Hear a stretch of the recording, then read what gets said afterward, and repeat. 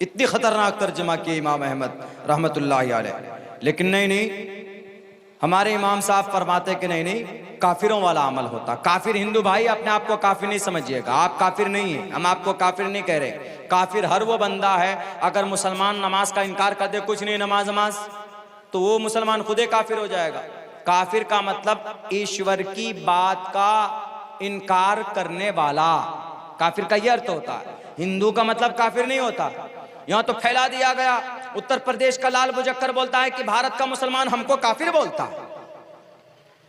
नहीं जी, भारत का मुसलमान नहीं बोलता है। मनुस्मृति आपको काफिर कहता, आपको नहीं, बल्कि हर उस व्यक्ति को जो ईश्वर की बात नहीं माने।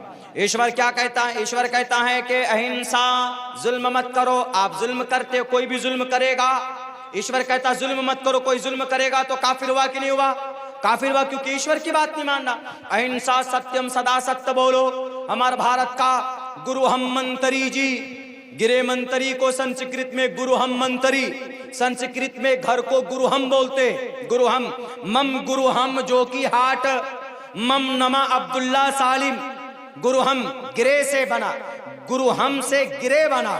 और हालांकि उनको भी नहीं मालूम होगा, हमारे गुरु हम मंत्री जी को भी नहीं मालूम होगा, वो तो बहुत ज्यादा झूठ बोलते हैं। लेकिन गीता क्या कहती है? अहिंसा, जुल्म नहीं, सदा सत्यम, सदा सत्य बोलो। इस्लाम में तो जायज ही नहीं झूठ बोलना, जायज नहीं।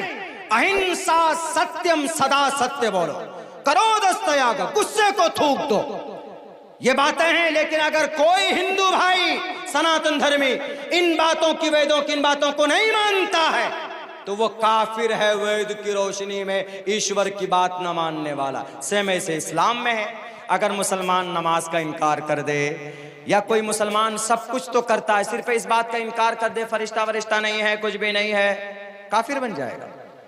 इनकार करने वाला काफिर का मतलब हिंदू नहीं, हिंदू कोई, काफिर कोई भी हो सकता है, क्रिश्चियन भी हो सकता है, जैन भी हो सकता है, बौद्ध भी हो सकता है। ये 8.5 अरब लोग हो सकते पूरी दुनिया के अंदर, 10.5 अरब की जो तादाद गालिबन पहुंच चुकी, ये इनमें से कोई भी ईश्वर की, अल्लाह की बात न माने, इनकार कर दे, वो काफिर है। लेकिन भारत में क्या कॉन्सेप्ट बनाया गया?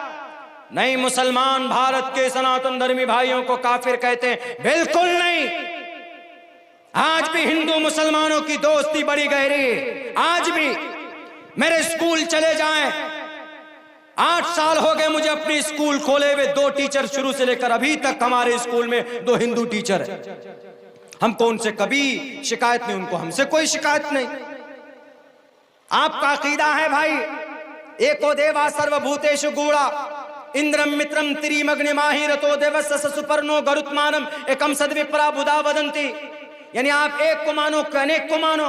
आप अच्छा काम करोगे स्वर्ग जाओगे, बुरा काम करोगे तो नरक में जाओगे। अगले मर्तबा पैदा होगे तो सूअर बनोगे, कुत्ता बनोगे, खिंजीर बनोगे। उन्हीं के अकीदे के हिसाब से हमारे हिंदू भाइयों में अकीदा है, अगर कोई बुरा करता है, चोरी करता है, तो अगले जन्म में भैंस बनकर पैदा होता है। भैंस बनिएगा, खूब दूध दीजिएगा। इस जन्म में अगर कुछ गलत करोगे, हमारे यहाँ है कि अगर कोई बुरा करेगा तो उसको जहन्नम में जाना होगा।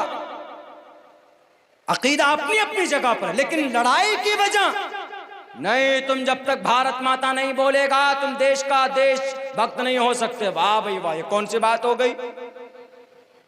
तो बहरकैफ ये सारी नफरती बातें हैं। इन तमाम चीज़ों का इजाला हम अपनी तालीम के ज़रिए कर सकते हैं। मैं अपनी माँ और बहनों से आखिर में एक पैगाम ये देना चाहता हूँ कि आप अपने बच्चों को तालीम के लिए भेजिए, और सबसे पहले तालीम अपने मकातिब और मदारिस की तालीम दीजिए, अपने अक़ीदे को दुरुस्त कीजिए। उसके बाद आपको चाहे एकेडमिक क्वालिफ़िकेशन देना हो, स्कूल में पढ़ाना हो, कहीं पर भी पढ़ाना हो, इस्लाम किसी भी तालीम को मना नहीं करता है, लेकिन गलत कल्चर को, गलत तहज़ीब को एक्सेप्ट करने से मना करता है।